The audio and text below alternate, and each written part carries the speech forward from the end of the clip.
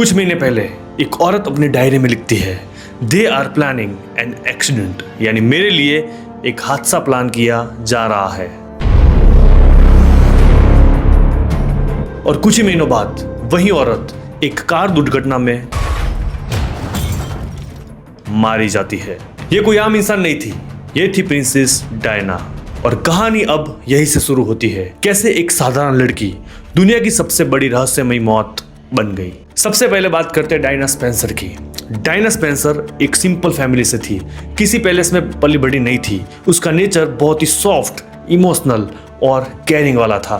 धीरे धीरे दुनिया उन्हें पसंद करने लगी। उनकी मुस्कान, उनका चार्म, उनकी सिंप्लिसिटी सब लोगों के दिल में उतर गया था। लेकिन जैसे जैसे वो मशहूर होती गई, रॉयल फैमिली के लिए परेशानियां बढ़ती गई। अब रॉयल फैमिली से क्या कनेक्शन है वो मैं आगे बताऊंगा, क्योंकि रॉयल सिस्टम प्रोटोकॉल पर चलता है, दूरी पर चलता है, ईगो, रूल्स और साइलेंस पर चलता है। ये तो आप भी जानते होंगे कि ज्यादा पैसे वाले लोग कुछ इस तरह के होते हैं। और डायना वो तो लोगों के बीच जाती थी, एड्स पेशेंट को गले लगाती थी, होमलेस लोगों के साथ वो खाना खाती थी और लैंडमाइन वर्कर के साथ वो बैठती थी। रॉयल इमेज के लिए ये सब एक्स्ट्रा अनकंफर्टेबल था। अब हम शुरुआत से शुरू करते हैं। 1981 में डायना की शादी प्रिंस चार्ल्स से हुई, जो रॉयल फैमिली से आता है। दुनिया ने इसे फेयरी टेल वेडिंग कहा, लेकिन शादी के कुछ महीनों बाद ही डायना अकेली पड़ने लगी, क्योंकि डायना को लगता था कि चार्ल्स का पहले से ही अफेयर चल रहा है और पैलेस की दीवारों के अंदर डायना एक एक दिन टूट रही थी। 1995 में डायना ने बीबीसी इंटरव्यू में वो आइकॉनिक लाइन कही जिससे पूरी दुनिया हिल गई और रॉयल फैमिली की धरती खिसकने लगी। Well, there were three of us in this marriage, so it was a bit crowded. There were three of us in this marriage, मतलब उनके और चार्ल्स के बीच एक औरत थी, कैमेलिया, और इसी कैमेलिया का अफर चार्ल्स के साथ था, जो डायना को पता चल गया था। और उसके बाद डायना डिप्रेस्ड और इस तरह से अकेली अकेली रहने लगी। और जब ये इंटरव्यू डायना ने बीबीसी को दिया, तब से डायना और रॉयल फैमिली के बीच में एक संघर्ष शुरू हो गया। यानी वो लोग डायना को दबाना चाहते थे, लेकिन डायना और खुल के बाहर बोलने लगी कि इन रॉयल फैमिली की दीवारों के अंदर क्या चल रहा है। पैलेस के अंदर ही टेंशन बढ़ने लगी, रॉयल इमेज टूट रही थी, मीडिया डायना का हर मूव फॉलो कर रहा था, उनकी पॉपुलैरिटी आसमान छू रही थी। और इसी डर के बीच उन्होंने अपनी डायरी में ये लाइन लिखी, they are planning an accident, brake failure to harm me. यानी डायना को शक होने लगा कि वो लोग अब मुझे मारना चाहते हैं या मुझे हार्म पहुंचाना चाहते हैं। क्या डायना मेंटली स्ट्रेस में थी या उन्हें सच में ये सब पता चल गया था कि वो लोग उसे हार्म करना चाहते हैं, यानी उसका एक्सीडेंट करवाना चाहते हैं? ये आज तक किसी को कुछ पता नहीं चला। अब आते हैं 30 अगस्त 1997, वो रात जो इतिहास बदलने वाली थी। पेरिस की वो रात ठंडी, शांत और तनाव भरी थी। डायना अपने दोस्त डॉडी फयाद के साथ रिट्ज होटल में थी। होटल पापाराजी से घिरा हुआ था।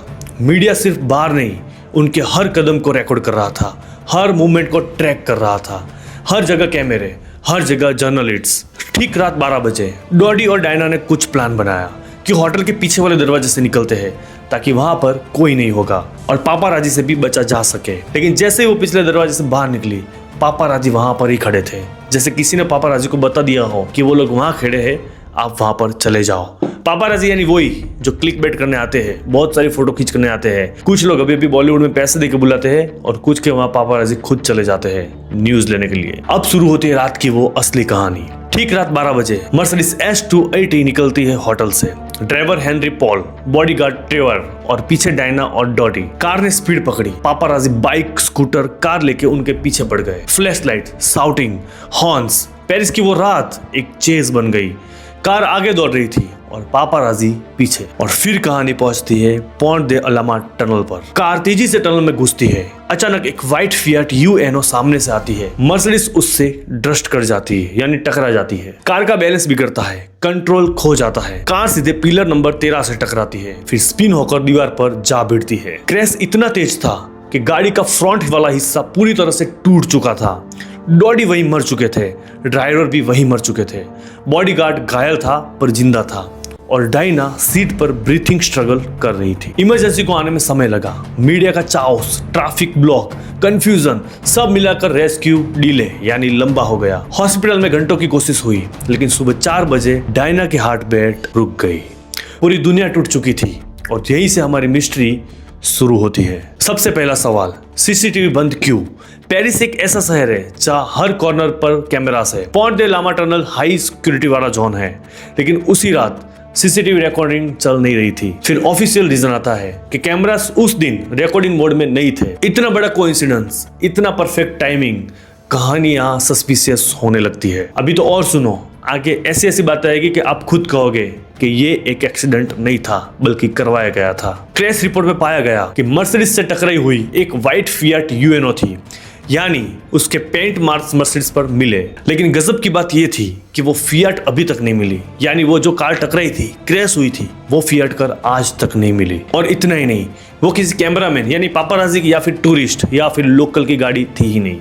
तो वो गाड़ी आखिर कहाँ गई, कौन चला रहा था, किसकी थी और कहाँ गई, ये किसी को नहीं पता चला। इतना बड़ा एक्सीडेंट और मेन एलिमेंट गायब, यानी केस को 50% तो यहाँ ही कम कर दिया। तीसरा बड़ा सवाल कि ब्राइट फ्लैश किसने किया? कुछ विटनेस ने कहा कि क्रैश से पहले एक तेज फ्लैश दिखा जिससे ड्राइवर टेम्पररी ब्लाइंड हो सकता था। कुछ लोगों ने मोटरसाइकिल राइडर को ब्लेम किया, कुछ ने कहा कि एक कार से फ्लैश हुआ, लेकिन इन्वेस्टिगेशन ने ये सारी थ्योरी रिजेक्ट कर दी। कहा कि इसका कोई प्रूफ नहीं है, इसलिए हम मान नहीं सकते, और कोई रिकॉर्डिंग तो हुई नहीं है तो वो मानेंगे भी कैसे? ये भी एक सस्पिशियस लगता है। चौथा सवाल ये था कि डायना का जो ड्राइवर था वो ड्रंक था। ऑफिशियल रिपोर्ट कहती है कि हेनरी पॉल शराब के नशे में था, लेकिन उस रात होटल के अंदर सीसीटीवी में वो पूरी तरह नॉर्मल दिख रहा था, स्ट्रेट चल रहा था, आइस स्टेडी थी, no sign of being drunk. तो फिर ब्लड रिपोर्ट में हाई अल्कोहल कैसे?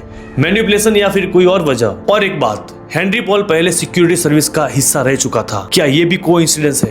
पांचवा सवाल, सीट बेल्ट क्यों नहीं? इन्वेस्टिगेशन कहती है डायना सीट बेल्ट नहीं पहने हुई थी, लेकिन डायना को जानने वाले लोग, उनके फ्रेंड और स्टाफ कहते हैं डायना ऑलवेज सीट बेल्ट पहनती थी, हर जर्नी में, हमेशा।